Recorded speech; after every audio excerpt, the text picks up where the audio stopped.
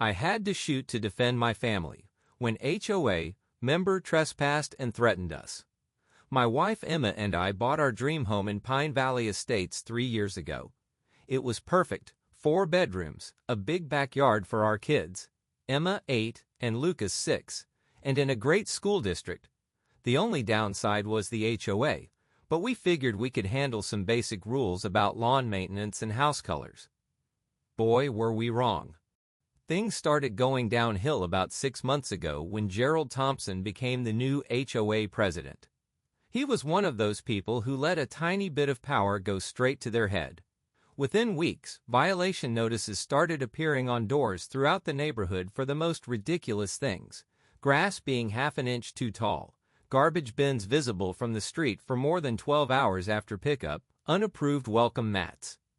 The fines were excessive too, starting at $250 for first offenses. "This is getting out of hand," Emma said one evening after we got our 3rd notice that month, this time for having a basketball hoop in our driveway. "They're saying we need to pay $500 or they'll put a lien on the house." I sighed, looking at the official-looking letter. "I know. Let me email the board and try to reason with them." That was my first mistake, trying to be reasonable with unreasonable people. I sent a polite email explaining that the basketball hoop had been there since we moved in, and previous boards had no issue with it. The response I got from Gerald was shocking. "Your continued defiance of HOA regulations will not be tolerated. Remove the unauthorized sports equipment within 24 hours or face escalating penalties. This is your final warning." I showed the email to our neighbor Tom, who'd lived here for 15 years. He shook his head gravely. "Gerald's always been a piece of work, but ever since his wife left him last year, he's gotten worse. Be careful, he's got some anger issues." I should have taken that warning more seriously. The situation escalated when I decided to fight back legally. I started documenting everything, taking photos of other homes with basketball hoops and similar violations that weren't being cited. I researched state HOA laws and found several violations in how the board was operating. I sent a formal letter outlining these issues and demanding they cease their selective enforcement. That's when the harassment started. Every day we'd spot Gerald or his cronies driving by our house slowly, taking pictures. They'd send violation notices for things like excessive foot traffic on lawn when our kids were playing outside. They even called the police once, claiming we were running an illegal business from our home because Emma, a freelance graphic designer, had a client meeting in our home office. "Daddy, why does that mean man keep taking pictures of our house?" Emma asked one afternoon, watching Gerald's black SUV crawl past our driveway. "Don't worry about him, sweetie," I said, but inside I was fuming. Our kids shouldn't have to feel uncomfortable in their own yard. The breaking point came last Saturday. Emma and the kids were at her mother's house for the afternoon, and I was doing some yard work. I saw Gerald's SUV park across the street, and he got out carrying something in his hand. As he approached my property, I realized it was a handgun. "You think you can make a fool of me?" he shouted, waving the gun around. His face was red, and I could smell alcohol on his breath from several feet away. "I got your little letter. Think you can threaten me with lawyers?" I raised my hand slowly, trying to stay calm. "Gerald, you need to leave my property right now. You're trespassing, and you're armed. I'm calling the police." "Call whoever you want," he screamed, taking another step forward. "By the time they get here, I'll have taught you a lesson about respecting authority." I backed toward my garage, where I keep my guns safe. "Last warning, Gerald. Leave now." Instead, he raised his weapon, pointing it directly at me. "No, this is your last warning. Either you start following the rules or—" I never let him finish that sentence. I'd managed to reach my garage, unlock my safe, and retrieve my firearm. When I saw him raise his gun, my training kicked in. I drew my weapon and fired one shot, hitting him in the shoulder. He went down immediately, dropping his gun and screaming in pain. I kicked his weapon away and called 911, keeping my gun trained on him while maintaining distance. "I need police and an ambulance at 1247 Pine Valley Drive. An armed intruder has been shot. He's conscious and breathing." The next hour was a blur of police cars, ambulances, and questions.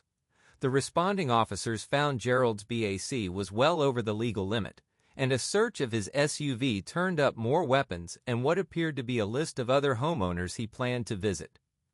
The investigation that followed uncovered years of corruption and intimidation by Gerald and the HOA board.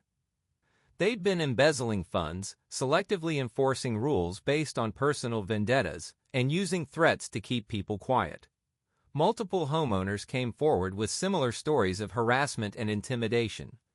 The district attorney charged Gerald with attempted assault with a deadly weapon, trespassing, public intoxication, and several other charges. The investigation expanded to include other board members, and the state attorney general's office got involved due to the financial fraud allegations. As for me, the police determined it was a clear case of self-defense. I had security cameras that captured the entire incident, showing Gerald was armed and threatening me on my own property. The detective handling the case, Detective Rodriguez, was thorough but sympathetic. "You did everything by the book," she told me during our follow-up interview. "You attempted to de-escalate, you retreated when possible, and you only used force when directly threatened. This is about as clear-cut as self-defense gets."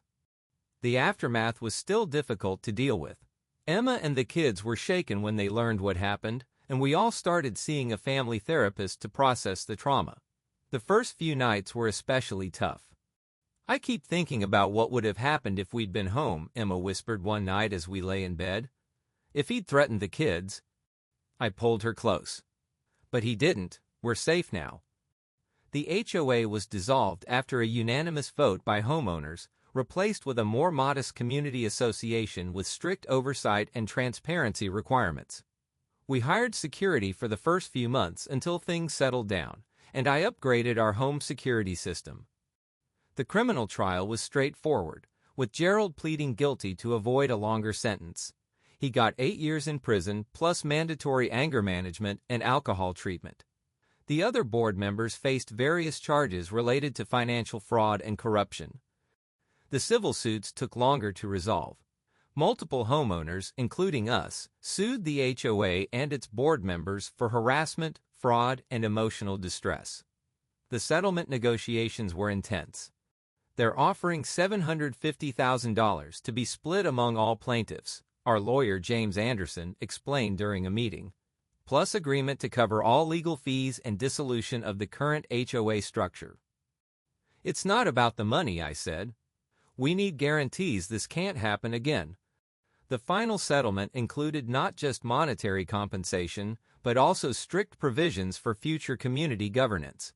Any new homeowners association would require annual independent audits, term limits for board members, professional property management oversight, transparent appeals process for violations, caps on fines and assessment increases, mandatory background checks for board members, professional security service instead of resident patrols. 6 months later, life has mostly returned to normal. The basketball hoop still stands in our driveway, and our kids can play freely without fear of being photographed or harassed. We've actually grown closer with our neighbors through this ordeal, organizing regular block parties and community events. Last week I was shooting hoops with Lucas when Tom came over to chat. "You know, as horrible as that whole situation was, some good came out of it," he said, watching Lucas attempt a layup. "The neighborhood's never been more united. People actually talk to each other now instead of just filing complaints." I nodded, thinking about how different things were. Sometimes it takes a crisis to bring people together. "Daddy, can you teach me how to dribble better?" Lucas called out, struggling to control the ball. "Coming, buddy?" I turned to Tom. "Want to join us?" He smiled and rolled up his sleeves. "Why not? No HOA rules against having fun anymore." The incident changed me, but not in the way you might think. I'm still a strong believer in community governance, when done right. I even helped draft the guidelines for our new community association. But more importantly, it reminded me that standing up against bullies, while sometimes dangerous, is necessary to protect not just your own family, but your entire community. Emma and I still sometimes talk about moving, usually late at night when the memories feel too fresh. But then we look at our kids playing happily in the yard, wave to our neighbors walking their dogs, and remember that this is our home. We fought for it literally, and we won't let anyone take that peace away from us again. The new community association had its first meeting last month. The atmosphere couldn't have been more different from the old HOA meetings. People were laughing, sharing ideas, and actually listening to each other. When someone raised concerns about a neighbor's renovation project, the discussion was civil and focused on finding solutions rather than punishments. "This is what community should look like," Emma whispered to me during the meeting, squeezing my hand. "I've started teaching a free self-defense class at the community center, emphasizing conflict resolution and de-escalation techniques as much as physical self-defense. The irony isn't lost on me. The incident that could have torn our community apart has instead brought us closer together and made us stronger." Emma still sometimes asks about the mean man, but less frequently now. We've tried to turn it into a lesson about standing up for what's right while being smart about safety. Last week, she stood up to a bully at school who was picking on her friend. "I remembered what you said, Daddy," she told me proudly. "I didn't fight him, but I told him he was wrong and got a teacher to help."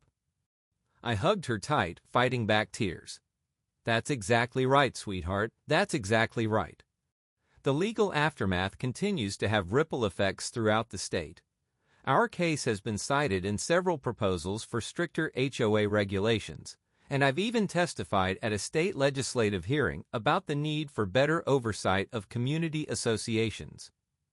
Your experience, while extreme, highlights the potential for abuse in these organizations, the committee chair told me after my testimony. "We need to ensure this never happens again." The new laws, which passed with bipartisan support, include many of the provisions from our settlement agreement, plus additional protections for homeowners. They've been dubbed the Pine Valley Reforms by local media. Looking back, I sometimes wonder if I could have handled things differently. Maybe if I'd stood up to Gerald sooner, or if we'd organized the community earlier, it wouldn't have escalated to that point. But then I remember what Detective Rodriguez told me during one of our interviews. "Don't second-guess yourself. You can't reason with unreasonable people, and you can't predict when they'll snap. You protected yourself and, by extension, your community. That's all anyone could ask." She was right. Sometimes the hardest decisions are also the clearest ones. When someone threatens your family, your response isn't a choice, it's an instinct. I just thank God I had the training and presence of mind to handle it properly. The security cameras that captured everything have been donated to the police academy for training purposes. They use the footage to teach about de-escalation, proper self-defense, and the importance of maintaining professional calm in crisis situations. "Your case is textbook," the academy instructor told me when I spoke to their class. "You demonstrated proper restraint, clear warnings, attempted retreat, and only used force when no other options remained. Plus, you had everything documented. That's crucial." These days, our security system is still in place, but it's more of a comfort than a necessity. The panic room we installed remains unused except as an occasional hiding spot during games of hide and seek. Life goes on, and while we'll never forget what happened, we refuse to let it define us. Last month, we hosted a neighborhood block party. Kids were running through sprinklers, parents were grilling hot dogs, and neighbors who'd barely spoken 3 years ago were chatting like old friends. As I watched Emma and Lucas playing basketball with their friends in our driveway, no violation notices in sight, I felt a deep sense of peace. "Penny for your thoughts?" Emma asked, sliding an arm around my waist. I pulled her close, watching our community enjoy the summer evening. "Just thinking about how sometimes you have to go through hell to find heaven." She laughed. "That's pretty deep for a block party." "Well, it's true. Look at all this." I gestured to our neighbors, our home, our kids. "We fought for this, all of us, and we won." The sun was setting over Pine Valley Estates, casting long shadows across perfectly imperfect lawns with basketball hoops, creative gardens, and all the little violations that make a house a home. In the distance, I could hear children laughing, dogs barking, and the gentle buzz of community life. This is what we defended that day. Not just our family, but the right to live in peace, free from tyranny in all its forms, even the petty ones. And if that meant having to make the hardest decision of my life, well, I'd do it again in a heartbeat. Because sometimes, protecting your family means protecting your whole community. And sometimes, the most important victories come not from the battles we fight, but from how we rebuild afterward. As I write this, sitting on my front porch watching the neighborhood kids play, I'm reminded of something Tom said during the first meeting of our new community association. We're not just neighbors anymore, we're survivors, we're fighters, and most importantly, we're family. He was right. We are family. All of us. And family looks out for each other. That's the real lesson in all of this. Not the importance of home security or self-defense training or even standing up to bullies. It's that true community isn't found in rule books or violation notices. It's found in the hearts of people who come together to support each other, protect each other, and build something better than what came before. And that's worth fighting for, every single time. Update. It's been 2 years since the incident with Gerald, and I wanted to share an update about how things turned out. A lot has happened, and I think it's important to let people know that standing up against bullies can lead to real, lasting change. First, the legal stuff. Gerald's appeal was denied last month. His lawyer tried to argue that his intoxication should have resulted in a reduced sentence, but the appeals court wasn't buying it. They actually cited the premeditation, the list of other homeowners he planned to intimidate, the weapons in his car, as reasons to uphold the original sentence. He's still got 6 years to go, and honestly, good riddance. The civil case had some interesting developments too. During discovery, our lawyers found evidence that Gerald and the other board members had been running this kind of scheme in other neighborhoods before moving to Pine Valley Estates. They'd buy houses in HOA communities, get elected to the board, implement harsh rules and fines, then use the money to buy more properties at foreclosure when people couldn't pay. It was like a twisted real estate empire built on bullying. Your case broke open a 5-year investigation, FBI agent Davis told me during a follow-up interview. We'd been tracking similar patterns across 3 states, but could never get enough evidence. The documentation you kept gave us the smoking gun we needed. The federal investigation led to RICO charges against Gerald and his main associates. They'd been working with a crooked real estate agent and a corrupt property management company to target vulnerable communities. The FBI found over $3.2 million in stolen HOA funds in offshore accounts. Dad, I saw your picture in my social studies textbook. Lucas came running home from school one day, excited to show me. Sure enough, there was a sidebar about HOA reform and community organizing, using our case as an example. They'd used one of the security camera stills from that day, showing me standing my ground while Gerald threatened me. Does this mean you're famous? Emma asked, peering at the photo. No, sweetie, I laughed. It just means sometimes standing up for what's right gets noticed. The settlement money finally came through, a lot more than the initial offer thanks to the federal investigation. Emma and I donated most of it to start a foundation that helps homeowners fight against HOA abuse. We named it the Pine Valley Homeowners' Rights Project, and it's already helped dozens of families keep their homes. We've got another case in Memphis, our foundation's lawyer, Maria Gonzalez, told me last week. Almost identical to what you went through: selective enforcement, excessive fines, board members trying to force people out. But this time, we're stopping it before it gets violent. The foundation provides legal aid, documentation tools, and support for homeowners dealing with abusive HOAs. We also work with state legislators to push for stronger oversight and homeowner protections. Last month, I testified before Congress about the need for federal regulation of HOAs. The system is broken, I told the House committee. When a homeowner has to use lethal force to defend against an HOA board member, something has gone terribly wrong. We need federal oversight, not just state-by-state patches. The legislation is still pending, but there's strong bipartisan support. They're calling it the Homeowner Protection and Association Reform Act, or HOA. It would create federal guidelines for HOAs, require financial audits, and establish an oversight board to investigate complaints. Our neighborhood has become a model for how community associations should work. The professional management company we hired handles the day-to-day stuff, but major decisions are made by resident committees with term limits and strict conflict of interest rules. We even won a national award for community governance innovation. "It's like night and day," Tom said during our latest community cookout. "Remember when we used to be afraid to check our mail because of all the violation notices?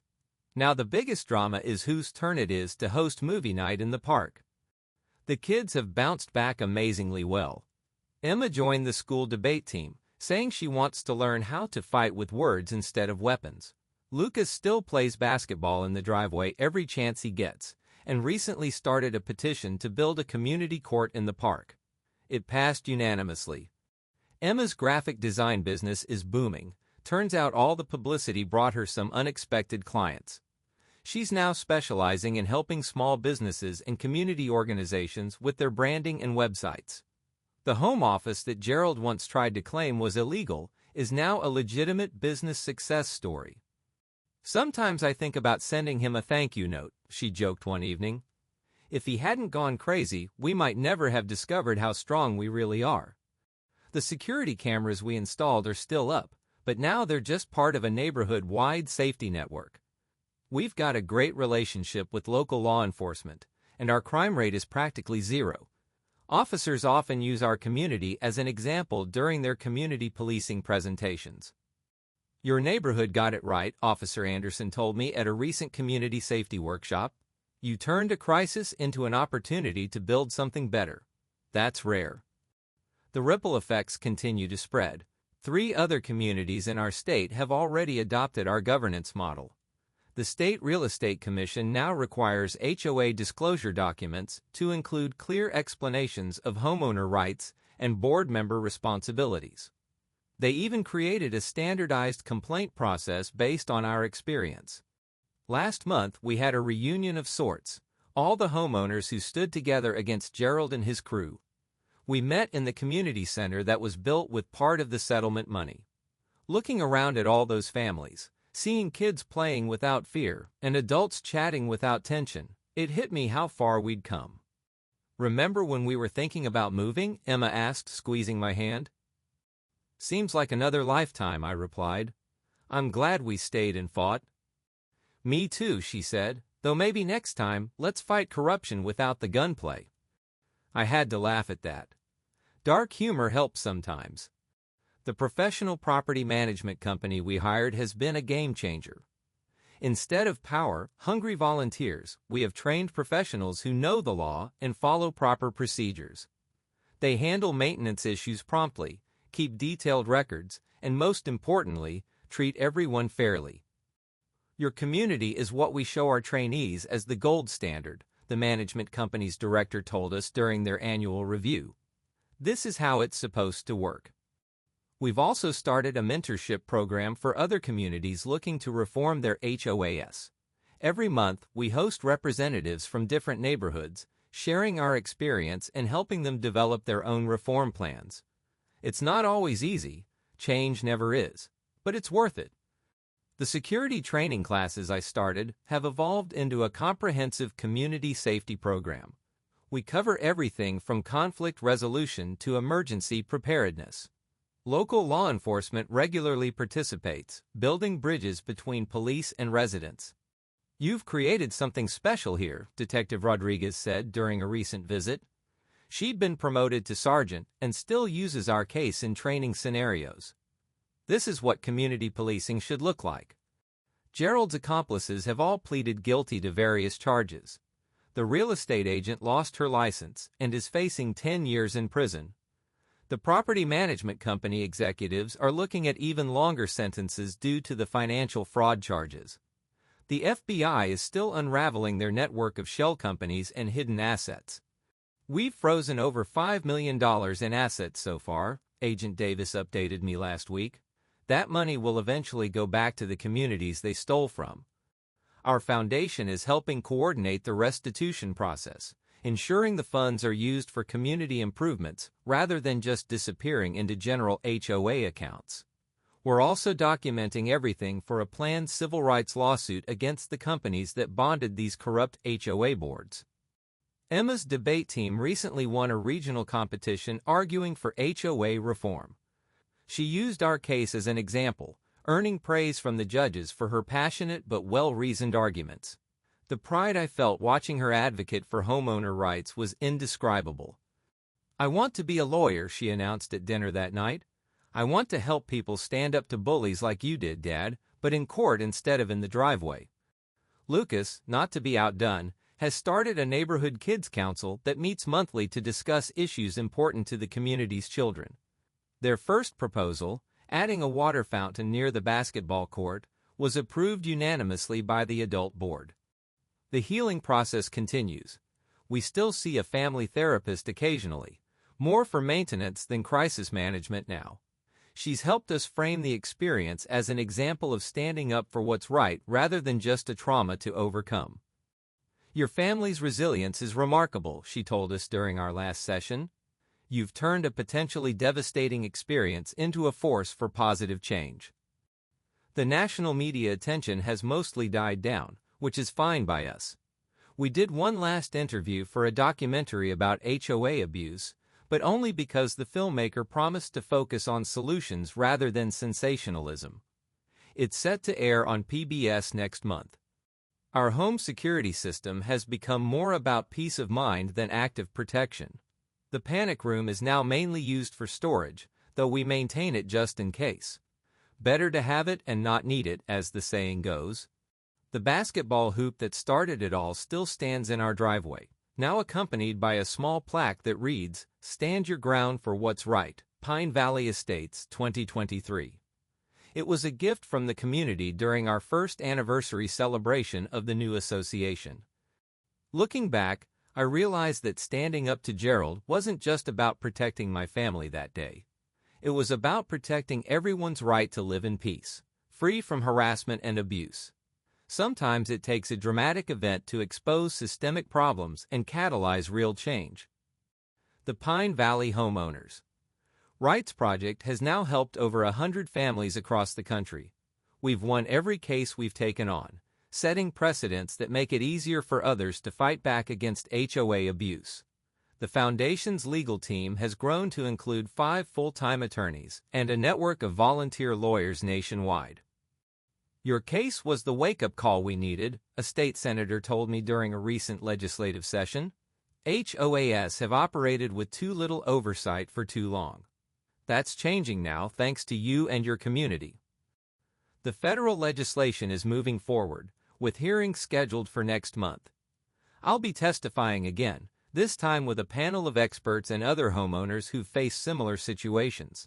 The bill now includes provisions for a federal database of HOA complaints and a whistleblower protection program for board members who report corruption. Emma and I still get letters from people facing similar situations. Each one reminds us why we chose to stand and fight rather than walk away. Last week, a family in Arizona wrote to thank us. Our foundation had helped them stop their HOA from foreclosing on their home over disputed fines. "You saved our home," the letter read.